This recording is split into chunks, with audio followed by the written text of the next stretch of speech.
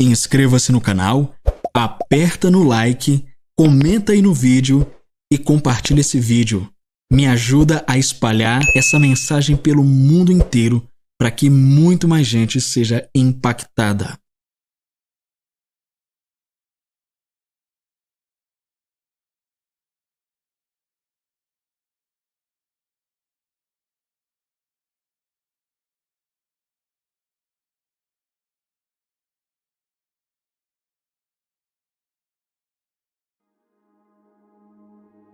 Como Deus me ensinou a respeito da prosperidade. Kenneth Hagin. Capítulo 1.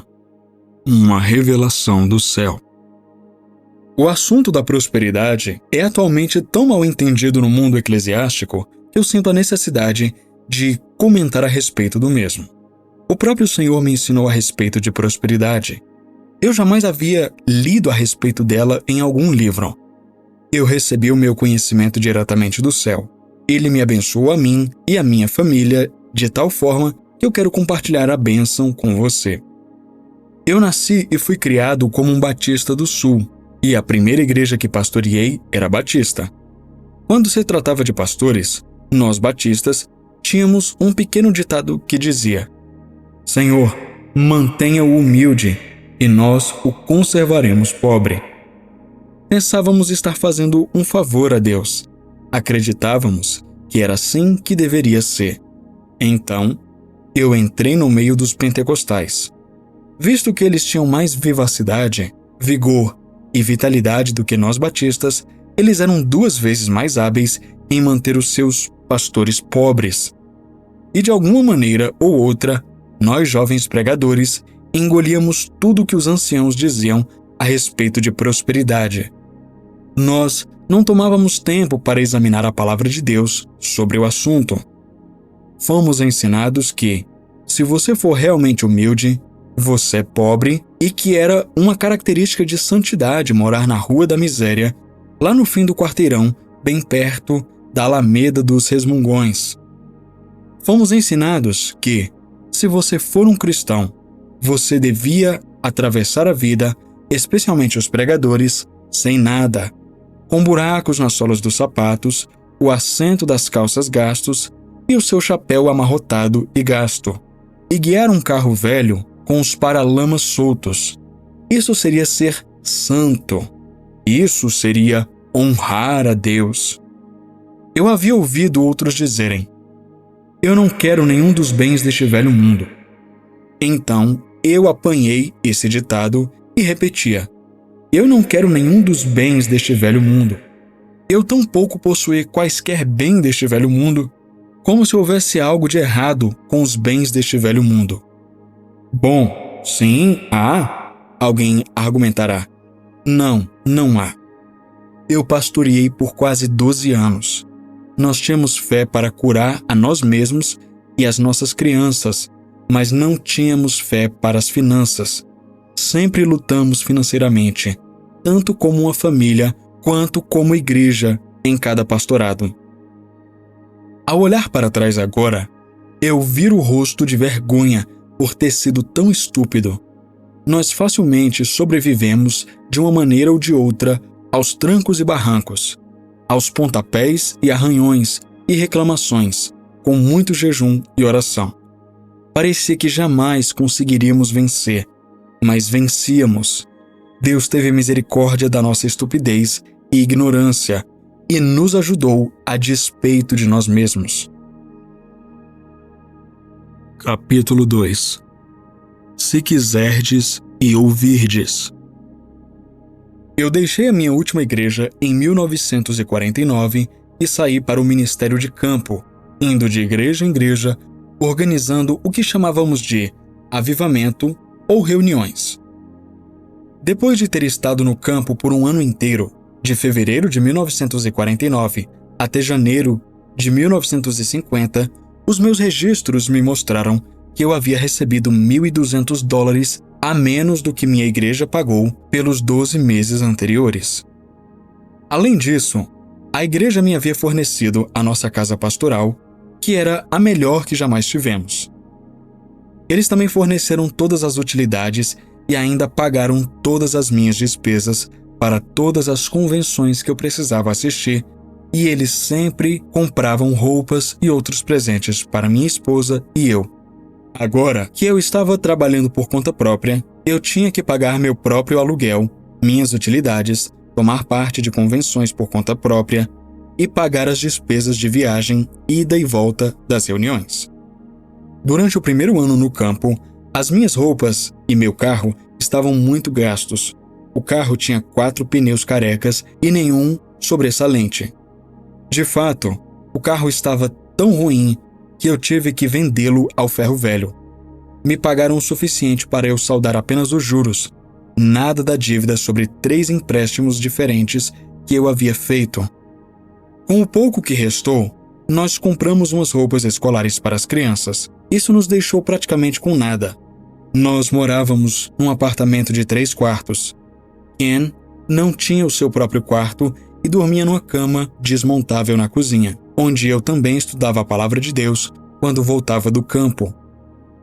Eu estava realizando uma reunião lá embaixo, no leste do Texas, quando eu consultei ao Senhor sobre a nossa situação financeira.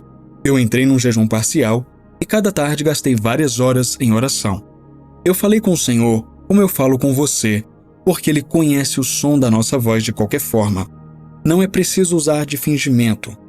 No terceiro dia, eu tinha todas as minhas estatísticas espalhadas em frente de mim novamente, e eu disse: Agora, Senhor, veja o quanto melhor eu estaria se eu estivesse ficado na igreja. De qualquer forma, era isso que eu devia ter feito. Eu me apeguei àquele versículo das Escrituras que diz: Se quiserdes e ouvirdes, comereis o bem desta terra. Isaías capítulo 1, versículo 19. E citei novamente esta palavra a ele. Eu o fiz lembrar que eu havia ganho $1.200 a menos do que o meu pastorado me havia pago. Eu lembrei que as minhas roupas estavam sovadas e que eu agora estava a pé, sem um carro. Eu continuei a repetir: Senhor, tu disseste aqui na tua palavra: se quiserdes e ouvirdes, comerei o bem desta terra. E eu tenho a certeza de que não estamos comendo o bem desta terra. Os meus filhos não estão vestidos adequadamente. As crianças não estão suficientemente alimentadas. A nossa casa não é grande o bastante. Eu sei que o problema não está com o Senhor, porque tu não mudas. Onde está o problema? A doce e mansa voz do Senhor falou ao meu espírito, ao meu interior, e disse: Em primeiro lugar, aquele versículo das Escrituras que você está citando repetidamente diz: Se quiserdes e ouvirdes, comereis o bem desta terra. Ou, de acordo com a versão inglesa, se quiserdes e fordes obedientes. A razão por que não estás comendo o melhor desta terra é porque tu não qualificas. És obediente, mas tu não queres. Portanto, tu não estás qualificado a comer o melhor desta terra. Não me diga que leva tempo para alguém querer ou ser bem disposto, conforme a versão em inglês. Eu sei melhor. Eu fiz uns ajustes lá no meu interior e tornei-me bem disposto em 10 segundos. Eu disse: Agora estou bem disposto. Eu quero. Eu sei que estou bem disposto. Tu sabes que estou bem disposto. E o diabo sabe que estou bem disposto. Agora eu estou pronto. Estou pronto para comer o melhor desta terra, porque tu disseste que estar bem disposto era tudo o que me faltava. Sim, ele disse.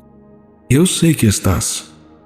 A próxima coisa que o Senhor me disse foi: O teu problema é que tu não estás praticando aquilo que tu pregas. Vejam, isso foi um golpe baixo. Eu agarrei o meu estômago, me doeu tanto como se alguém me tivesse golpeado com um punho. Eu protestei: Senhor, tu me deste um golpe baixo. Senhor, eu pratico aquilo que prego.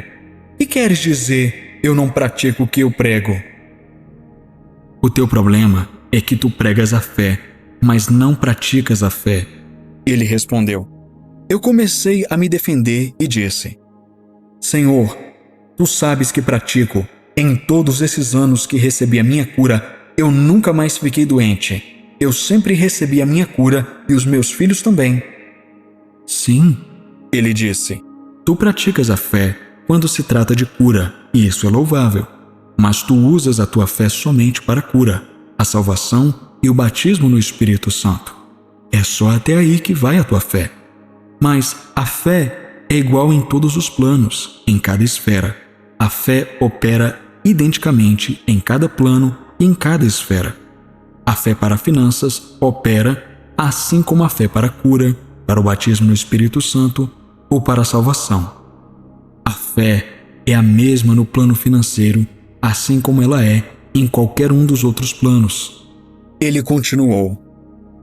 Veja, se fosse a cura de que necessitasses para o teu próprio corpo, tu haverias de reivindicá-la pela fé e sairias anunciando publicamente que tu estavas curado.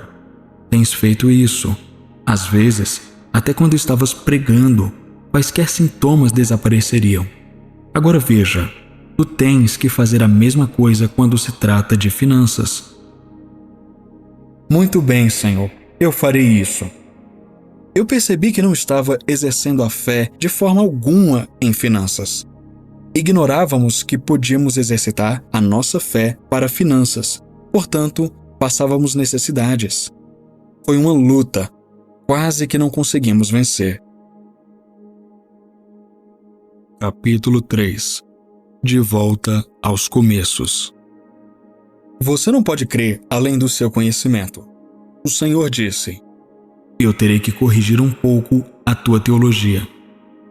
Eu havia sido doutrinado com todo aquele pensamento religioso e, inconscientemente, ainda pensava que talvez fosse errado possuir as coisas deste mundo. Então o Senhor me disse: volta para o livro dos começos. Eu sabia que ele estava falando sobre o livro de Gênesis. Ele disse: você sabe que eu criei o mundo e a sua plenitude.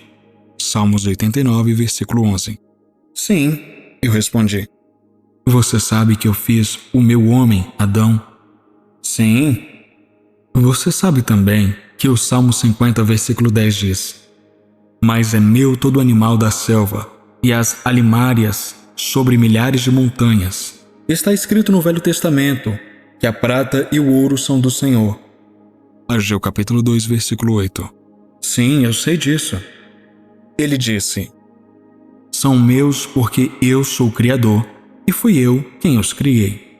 Mas quando eu entreguei tudo ao meu homem, Adão, eu disse: Adão, eu te dou domínio sobre todas as obras das minhas mãos. Isso significa que Adão tinha domínio sobre a limária, sobre milhares de montanhas. Ele tinha domínio sobre o mundo e sua plenitude. Ele tinha domínio sobre a prata e o ouro. Então o Senhor falou: para quem tu pensas que eu criei o gado sobre milhares de outreiros? Para quem tu pensas que eu fiz o mundo e a sua plenitude? Para quem tu pensas que eu fiz a prata e o ouro? Para o diabo e a sua turma? Não, para o meu homem, Adão. Mas Satanás veio e Adão cometeu alta traição e se vendeu ao diabo. Eu jamais tinha ouvido alguém pregar isso. Lá no passado, em janeiro de 1950, isso era completamente novo para mim, uma revolução. O Senhor continuou: Adão era originalmente o Deus deste mundo.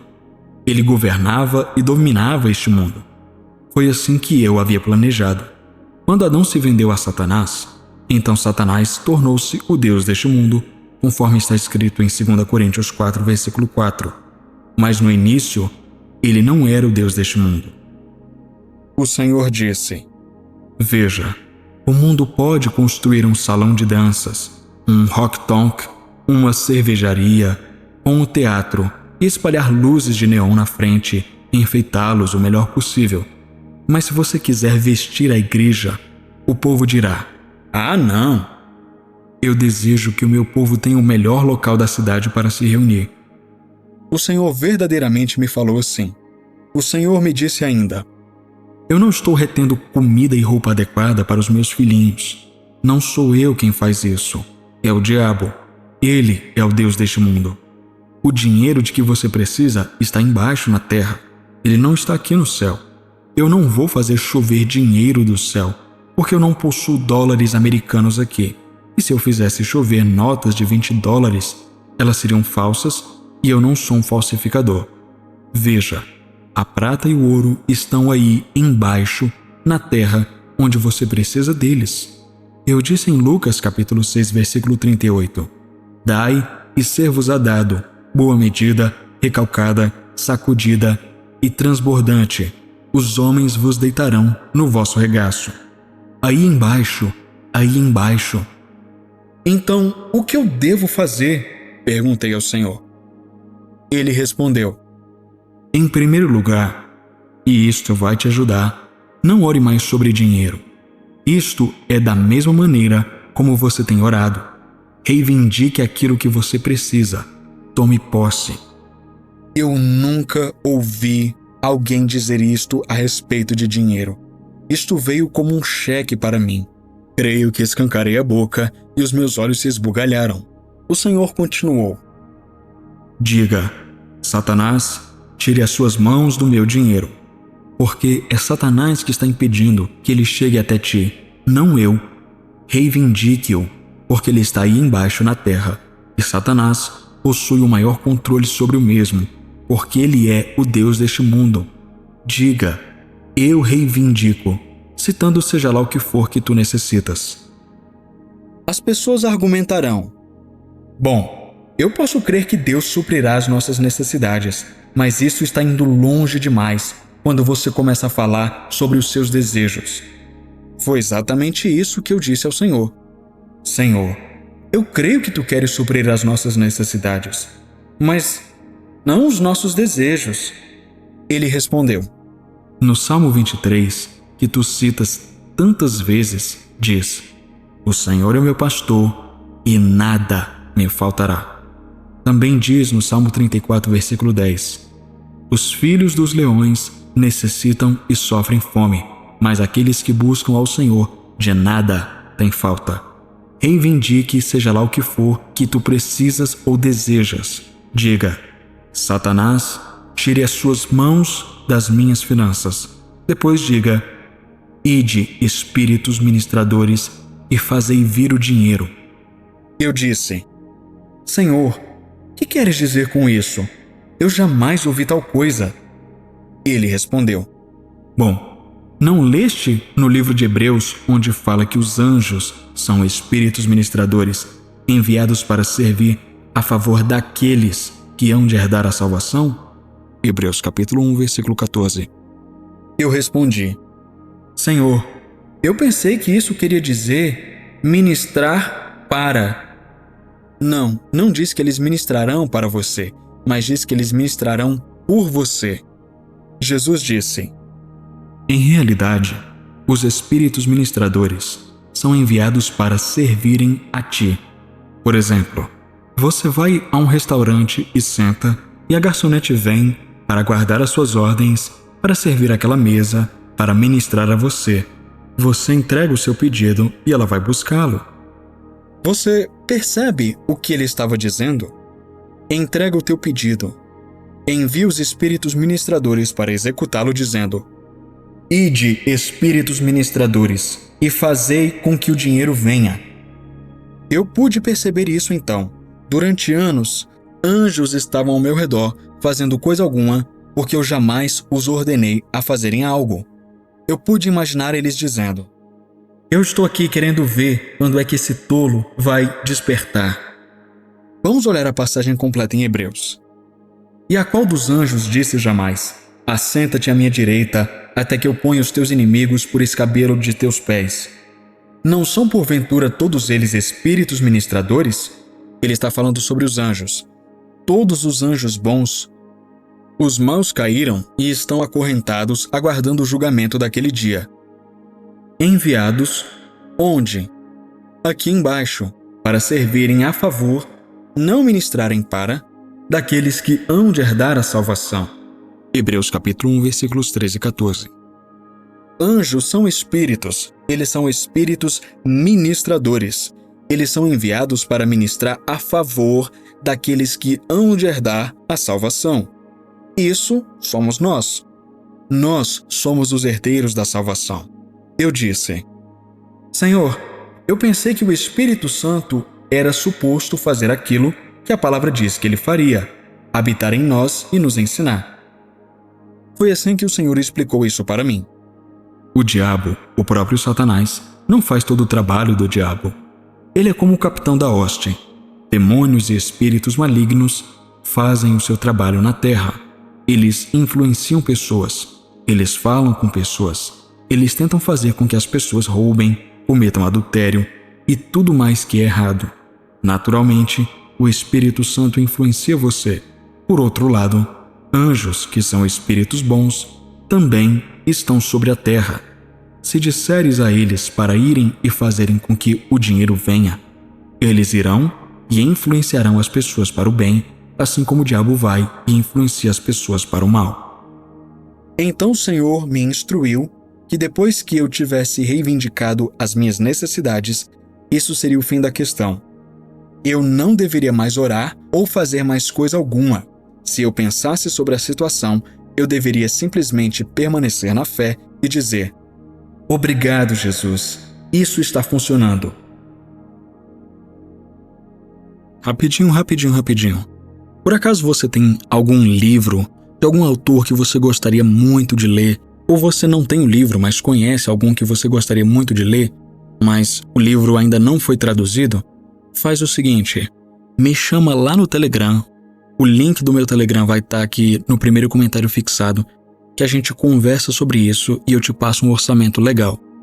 Ok? Agora continue com o vídeo. Capítulo 4. Levantando de debaixo do barril. Jamais esquecerei isso. O Senhor falou tudo isso para mim no quarto da casa pastoral, onde eu estava orando. Se você receber uma revelação de Deus, prove-a antes de começar a pregá-la ou ensiná-la. Não proclame-a até que você prove estar ela de acordo com a palavra e com a sua experiência. Foi isso que eu fiz a respeito dessa controvertida revelação a respeito de finanças. Eu saí da casa pastoral e andei até a igreja. Os meus joelhos estavam até tremendo e não tinha certeza se isso ia ou não funcionar. Isso tudo era novo para mim. Jamais havia ouvido pessoa alguma falar sobre algo semelhante. Todavia, eu podia receber a coisa porque eu tinha a palavra para apoiá-la. Eu me lembro quando fiquei em pé naquela plataforma na igreja vazia, visualizando um pequeno grupo de umas 70 pessoas. Com temor e tremor, eu disse em voz alta: eu reivindico $150 esta semana. Então, eu me tornei bem ousado e acrescentei: Satanás, tire as suas mãos do meu dinheiro. Então, eu imaginei que estava vendo todos aqueles espíritos ministradores lá e disse: Ide, espíritos ministradores, e fazei com que o dinheiro venha. Eu sabia o suficiente a respeito da fé para reconhecer que isso resolveu a questão. Não adiantava nada repetir a minha afirmação. Então, eu andei de volta da igreja para o meu quarto. O Senhor me havia dito para orar desta maneira. Eu reivindiquei $150 por semana porque eu havia feito o meu orçamento das minhas necessidades a fim de manter a minha família em casa e eu na estrada, e calculei exatamente $150 por semana. Isso era o mínimo para a nossa sobrevivência. Não incluí nada extra nessa quantia, nem uma Coca-Cola ou chiclete. Eu não estava raspando o fundo do barril. Eu estava embaixo do barril e o barril estava por cima de mim. Você já percebeu que você tem mais problemas na área das finanças do que em qualquer outra área? O diabo planejará contra você mais duramente aqui porque ele possui mais liberdade nesta área. O dinheiro está neste mundo e ele é o Deus deste mundo. Esta igreja onde eu estava ministrando estava localizada nos campos de petróleo do leste do Texas. Aqueles campos de petróleo já haviam passado o seu apogeu. Eu havia pregado lá 13 meses antes, enquanto eu ainda pastoreava minha igreja, e eles me haviam pago $114 por 2 semanas. Eles pensaram que isso era algo grandioso. Eu sabia que se eu sugerisse ao pastor que eu estava crendo por $100 por semana, ele diria: só Deus poderia fazer isso. Se eu sugerisse que estava crendo por $150 por semana, ele diria: nem o próprio Deus poderá fazer isso. Além disso, o pastor no ano passado havia suplicado com o povo durante 45 minutos dizendo: quem dará $10? Quem dará $5? Isso era para obter aqueles $57 por semana. Naquela noite, eu disse: irmão pastor, não faça nenhum apelo por dinheiro para mim. Apenas passe a salva e diga: esta oferta é para o irmão Reagan. Fale o menos possível sobre isso. Bom, irmão Reagan, é o nosso costume levantar uma oferta de compromisso. Ele protestou. As igrejas do Evangelho Pleno não mudam seus costumes. Elas preferem abandonar Jesus do que mudar os seus costumes. Bom, eu disse, não tire uma oferta de compromisso. Apenas passe a salva. Mas, irmão Reagan, o senhor não receberá nada. O senhor não receberá $1. Eu respondi: se eu receber apenas $1, o senhor não me ouvirá reclamar sobre isso. Eu seguirei o meu caminho e saberei que falhei. Eu quero provar algo. O irmão apenas faça o que eu estou te pedindo. Eu recebi esta revelação aproximadamente no meio da semana. Na sexta-feira, o pastor pediu que ficasse mais tempo porque a reunião estava indo muito bem. Eu só podia ficar até a quarta noite seguinte, porque eu tinha outro compromisso no Alabama. Eu voltei para o Senhor e mudei o meu pedido de 150 para $200. Quando chegou a noite da quarta-feira, o pastor me deu uma oferta de $240,15. Depois do culto, ele disse: isto supera qualquer coisa que eu jamais vi. Não sei de onde veio tanto dinheiro. Eu respondi: eu compreendo perfeitamente. Eu testei esta revelação novamente e tinha a minha próxima reunião reivindicando $150 por semana. Eu contei 45 pessoas no culto matutino de adoração, incluindo o pastor, sua família e eu. No fim de 3 semanas, me foi dado $750 e mais um jogo de pneus novos para o carro usado que eu acabava de comprar. Daí por diante, eu propositalmente fui às pequenas igrejas do interior, mesmo podendo ter ido a igrejas maiores. Eu recebia tanto dinheiro que eles ficavam espantados. A palavra de Deus funciona. Levou toda a minha fé lá nos anos 50 para crer por aqueles $150. Depois de ter alimentado a minha fé na palavra de Deus, exercitando-a os 30 anos passados, eu posso agora crer em Deus tão facilmente por $1 milhão como por $150. A sua fé pode crescer. Comece a exercitá-la nas coisas que você necessita, mas não comece reivindicando algo ridículo. E lembre-se de que não é Deus que está retendo as suas necessidades e os seus desejos. Fim do livro. Chegamos ao final de mais um livro do nosso irmão Kenneth Hagin, que a essa hora deve estar regozijando junto com o Senhor lá na glória. O irmão Hagin é verdadeiramente uma bênção para as nossas vidas. Agora deixa eu te falar, você gostou desse vídeo? Então deixa o seu like, compartilhe esse vídeo com a sua igreja, com seus amigos, com seus familiares, compartilha com todo mundo, que assim você ajuda esse canal a alcançar mais pessoas. E se você quer ajudar ainda mais no crescimento desse canal, eu também te convido a contribuir, a ofertar, a contribuir financeiramente. Sim, porque através da sua oferta, a gente pode fazer muito mais coisas, investir muito mais nesse canal, em livros, em materiais, em equipamentos e muito mais coisas. E saiba que a sua oferta está caindo em um solo muito fértil. Eu oro para que você tenha uma colheita ainda maior. Agora, para eu saber que você chegou até o final desse vídeo, comenta aqui embaixo: Ide Espíritos Ministradores. Só para eu saber que você chegou até aqui. Um abraço e até a próxima.